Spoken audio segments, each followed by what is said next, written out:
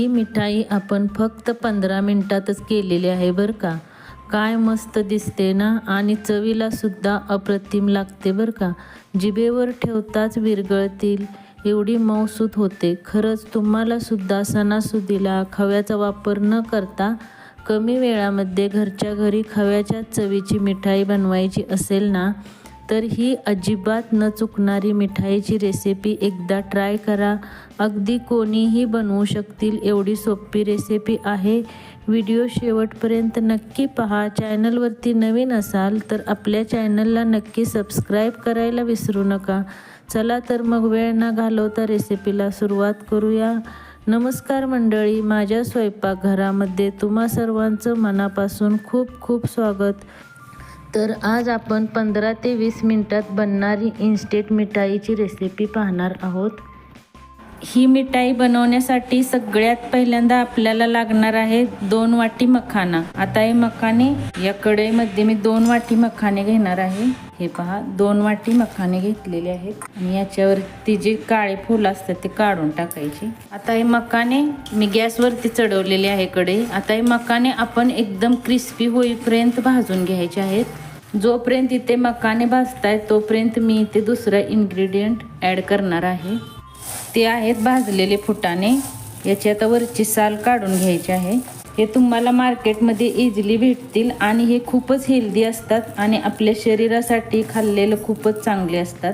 आणि हे मी फुटाण्याची वरील साल काढून साफ करून घेतलेले आहे. फुटाण्याऐवजी तुम्ही डाळवा देखील वापरू शकता, पण त्यापेक्षा या फुटाण्याने स्वाद खूप छान लागतो. पाव वाटी घेतलेला आहे. हे पहा, खूप जास्त घ्यायचं नाही, नाहीतर फुटाण्याचा स्वाद जास्त लागेल.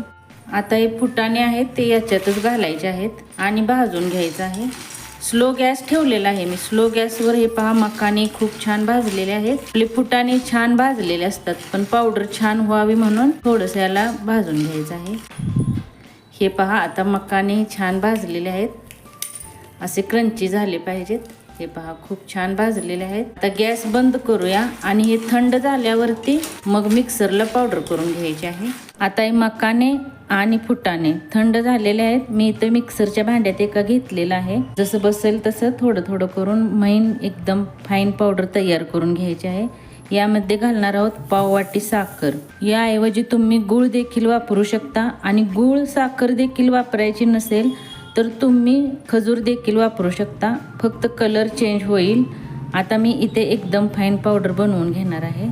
हे पहा, मी इथं एकदम फाईन पावडर तयार करून घेतलेली आहे. हे पहा, अशी झाली पाहिजे, एकदम फाईन करून घ्यायची आहे. आता टाकूया कढईमध्ये 1 वाटी दूध. ज्या वाटीने आपण मखाने साखर मोजून घेतले त्याच वाटीने 1 वाटी दूध घेतलेलं आहे. आता इथे दूध कोमट आहे तोपर्यंतच ही पावडर थोडी थोडी करत मिक्स करायची आहे. याच्यात एकदम पण घालायची नाही, नाहीतर गाठी होतील. थोडी थोडी करतच मिक्स करायची आहे. गॅसची फ्लेम मी स्लोच ठेवलेली आहे आणि हे पहा, सर्व मिक्स करून घेतलेलं आहे. आपण कोमट दुधात घातल्यामुळे हे पावडर छान मिक्स झालेले, एकही गाठ तयार झालेली नाही. अशा प्रकारे मिक्स करून घ्यायचं. आणि नॉनस्टिकची कढई असेल तर नॉनस्टिकच्या कढईमध्ये बनवू शकता तुम्ही. हे पहा, आता मी छान मिक्स करून घेतलेलं आहे. सतत हलवायचं आहे, असंच सोडायचं नाही, नाहीतर करपू शकते किंवा गाठी तयार होतील. मग याच्या असंच आता शिजवून घ्यायचं आहे. थोडंसं दूध यात घातलेलं आहे. सगळं पहा कसं मिक्स झालेलं आहे आणि तुम्ही बघू शकता एकदम खव्याचा टेक्स्चर असतो ना, तसा एकदम तयार झालेला आहे. हे पहा, आता मी यामध्ये 1 छोटा चमचा आहे, मोठा असेल तर अर्धा चमचा घाला. हे मेल्ट झालेलं तूप आहे त्यामुळे 1 चमचा घातलेला आहे. तुम्ही अर्धा चमचा घालू शकता. आता हे छान मिक्स करायचं आहे. जे चिकटपणा आहे ना याला, हे सर्व चिकटपणा निघून जाईल आणि चिकटणारी नाही कढईला सुद्धा तूप घातल्यामुळे. आणि आता छान याचा गोळा तयार झाला पाहिजे. आता यामध्ये घालणार आहोत 4 चमचे मिल्क पावडर. तुम्ही याऐवजी खवा देखील वापरू शकता. हे सर्व छान मिक्स करून घ्यायचं आणि गॅसची फ्लेम एकदम स्लो ठेवलेली आहे. गॅसची फ्लेम बिलकुलही मोठी करायची नाही. हे छान मिक्स आणि छान गोळा होईपर्यंत आता हे आपल्याला असं शिजवून घ्यायचं आहे. याच्यात सुद्धा गाठी झाल्या नाही पाहिजेत. तुम्ही बघू शकता आता हे तयार झालेलं आहे. छान मी मिक्स करून घेतलेलं आहे आणि एकदम खव्यासारखा टेक्स्चर आलेला आहे. खायला तरी खूपच अप्रतिम लागते आणि सॉफ्ट मिठाई बनवून तयार होते. लहानांपासून मोठ्यापर्यंत आवडेल अशी मिठाई आहे. खूपच हेल्दी आणि पौष्टिक आहे. आता हे मिक्स आपण थोडं थंड होऊन द्यायचं. एका प्लेटमध्ये काढून घेऊया. गॅस मी बंद केलेला आहे. आता एका प्लेटमध्ये मिश्रण काढून घेऊया. आणि हे पहा, एका प्लेटमध्ये काढून घेतलेले आहे आणि याचे मी 2 पार्ट केले आहेत. एका पार्टमध्ये आपण व्हॅनिला एसेन्स घालणार आहोत. हे पहा, याच्यात मी व्हॅनिला एसेन्स घातलेला आहे आणि मिक्स करून घ्यायचं. हे कोमट आहे तोपर्यंत सगळी प्रोसेस करून घ्यायची आहे. हे पहा, छान मी आता मिक्स करून घेतलेलं आहे. आणि इथे मी डेअरी मिल्क चॉकलेट आहे ना, ते मेल्ट करून घेतलेलं आहे. डबल बॉईल करायचं, डायरेक्ट मेल्ट करायचं नाही. हे याच्यात सोडणार आहे. तुम्ही कोको पावडरही घालू शकता. आणि हे असं मिक्स करून घ्यायचं आहे. तुम्ही फक्त एकाच डोमध्ये तयार करणार असलात, जर व्हॅनिला एसेन्स पण नाही घालायचं, तर तुम्ही वेलची पावडर घालून एकच डो तयार करू शकता. मी इथं 2 फ्लेवरमध्ये बनवणार आहे. हे पहा, मी आता मिक्स करून घेतलेलं आहे. हे हलकं गरम आहे तोपर्यंतच प्रोसेस करायची आहे. तर हे एकदा असं छान मिक्स करून घेते आणि याचे आपल्याला बॉल्स तयार करायचे आहेत. दोन्ही वेगवेगळे तयार करून घ्यायचे. छोटे छोटे बॉल्स तयार करून घ्यायचे आहेत. हे पहा, असे तुम्हाला जेवढे आवडतील तेवढे तसे तुम्ही लहान मोठे करू शकता. हे पहा, मी एवढे केलेले आहेत. हे बघा, सर्व बॉल्स मी बनवून घेतलेले आहेत. एक चॉकलेट बॉल्स आणि एक व्हॅनिला एसेन्सचा बॉल सगळे वेगवेगळे करून घेतलेले आहेत. आणि आता हे दोन्ही असे ठेवून असे फिरवून घ्यायचे आहेत. हे पहा, हे असा आणि अंगठ्याने इथे तुम्ही असं याला प्रेस करून डिझाईन करू शकता. तुम्हाला जशी आवडेल तशी डिझाईन तुम्ही करू शकता. इथे मी पेढ्याचा शेप दिलेला आहे.